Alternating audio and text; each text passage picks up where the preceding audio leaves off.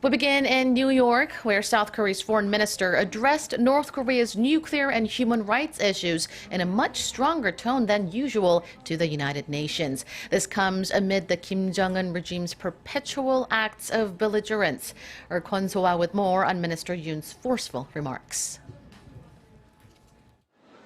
North Korea is now in the final stage of nuclear weaponization, was the blunt warning issued by South Korea's top diplomat Yun Byung-se. In his keynote speech to the UN General Assembly Thursday, Minister Yoon said the 2 nuclear and 22 missile tests this year alone show the regime's nuclear program has neared a tipping point. The latest nuclear test was the strongest ever. The test interval was also significantly reduced from average 3 years to 8 months. Even North Korea's unpredictability and its penchant for provocations. Its next nuclear provocations may come even sooner than we expect.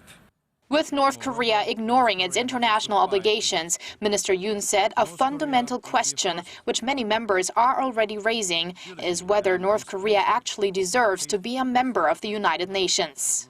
Seoul's top diplomat also slammed the regime for wasting money on its weapons development while disregarding the needs of its own people, as it conducted its 5th nuclear test while the country was suffering some of the worst flooding in decades. Prior to his speech, Minister Yoon told reporters that it's time for the UN Security Council to take its discussions on North Korea's human rights violations a step further and take, quote, meaningful action. According to a South Korean government official, the UN Security Council is mulling whether to include Pyongyang's human rights abuses on a new sanctions resolution currently under discussion following the North's recent nuclear test. While it's the UN Human Rights Council that usually deals with human rights issues, the UN Security Council is the only organ of the United Nations that has the authority to issue binding resolutions to members. That's why the Security Council's approach to human rights issues has been under the microscope for a long time. Kwon Soa, Arirang News.